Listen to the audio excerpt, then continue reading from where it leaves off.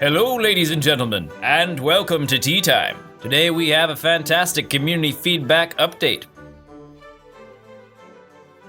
This is scary. Our team has been close to a 50-50 split on whether or not we should revert the macro mechanics to be the same as Heart of the Swarm. No. Very scary. Very scary times. The MULE, they are citing energy tension problems with the MULE.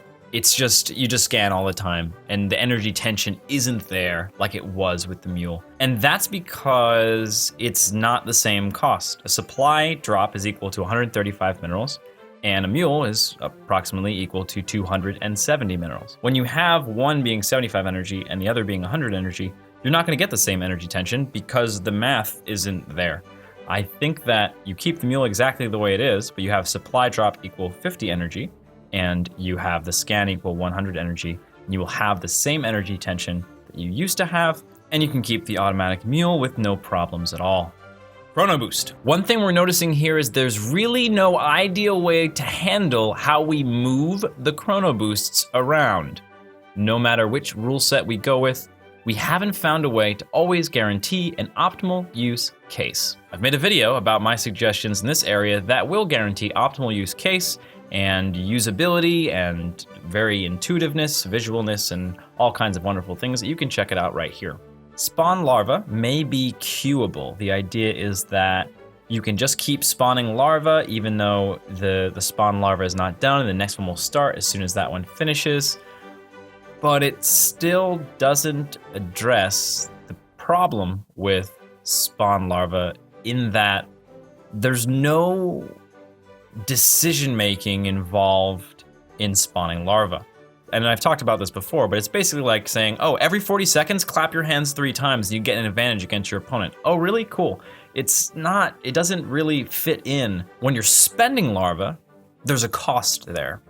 There's okay, is it time to build drones? Is it time to make units? Which units do I make? It's all part of the strategy. It's the mechanics and strategy coming in together and interacting. Whereas spawning larva is just you do it. It's just a thing that you do. And I really think that the solution, the ideal solution to the spawn larva problem is you just remove spawn larva as a spell and you increase the rate at which larva spawn out of a hatchery. And you also increase the number of larva that can be pooled up at a hatchery. Probably not to 19, but you make it bigger. The one sentence in the spawn larva area that really scares me more than anything else is, however, players are losing a skill they've been practicing for years, which isn't ideal. And the reason why that scares me is because it's very much not thinking at all about what's best for Starcraft and what makes the best game long-term. It's a short-term, we don't want to piss people off, so we're gonna do this to placate them. Which, you know, it doesn't feel good. And you can rephrase that in a nicer way. You could say, well, you know, Blizzard is respecting the effort that players have put into their game thus far. And I understand that, but I think that Starcraft needs to be an awesome game long-term. And even Mike Morheim said, Starcraft, we're gonna try to make Starcraft the best game possible, even if it's not the most popular game. We wanted to make it the best game. I feel like this is a conflicting idea to that one there. I feel like we should be in the mode of trying to make Starcraft the best game possible. And while players losing a skill that they've been practicing for a long time is not ideal, and that's what it says in the sentence, it's not ideal, I don't think it's worth compromising for. I don't think that's something that we ought to be compromising for. The Adept, they're going to wait a while and let things settle out, especially with the macro changes. That's awesome because the macro changes change a lot and they're really significant. We should see how things play out long term. And they cite the source of the Marauder was like, oh my God, it's a Marauder, it's so good. They made no changes to it all. People figure out how to deal with it and sort of moved on.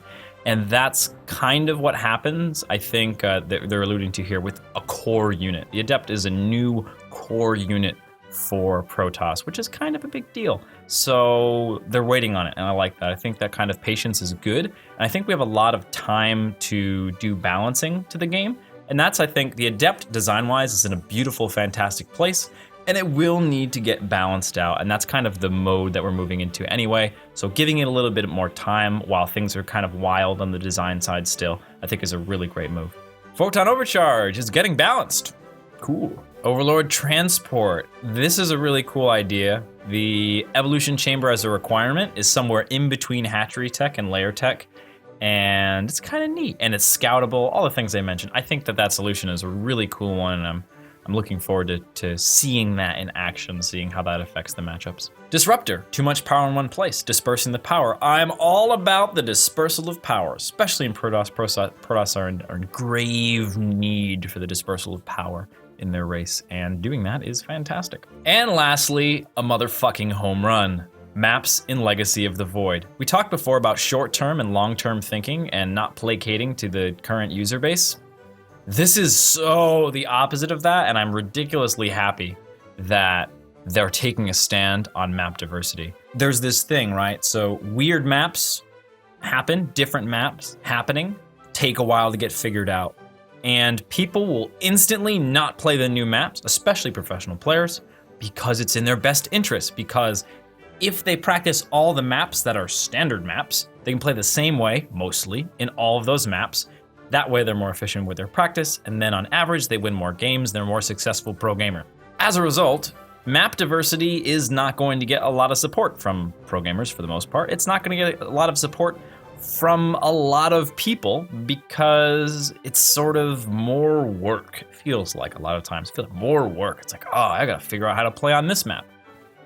To me, it's really interesting and exciting and fun, and it's an opportunity to play the game a little bit differently. It makes the game less stale. It's so, I love it. I love it to tiny little bits, and I'm so glad that Blizzard is taking a stand on map diversity and promoting different kinds of maps and basically forcing players to say, hey, you can't just play exactly the same way on every map, because the maps, hopefully, will be different enough where part of you becoming a better Starcraft player is looking at the lay of the land, of the terrain of the map, and adjusting your strategy or coming up with new strategies for each map. I think that that's a really cool, fun experiment. It feels, or experience rather, it feels like Tavern Brawl, kind of feels like Tavern Brawl, where it's like, there are some kind of specific set of rules and you have to play within that set of rules. Oh, cool. Maps are like that in Starcraft, where it's like, this map is different. You're playing in a different set of rules, more or less.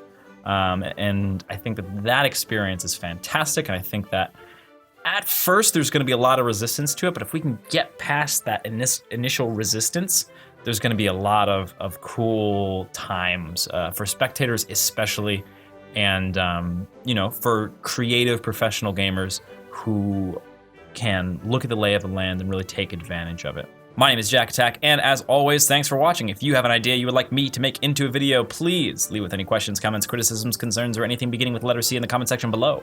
And I'll see you again soon.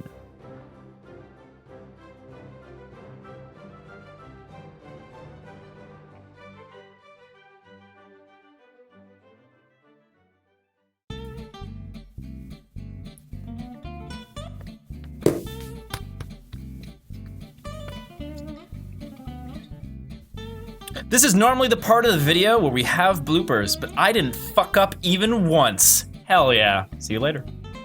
Well, that's not exactly accurate, is it? This is normally the part of the video where we have bloopers, but I fucked up so little and in such a non-funny manner, there are no bloopers. Are the only bloopers me recording the fact that there are no bloopers? Perhaps.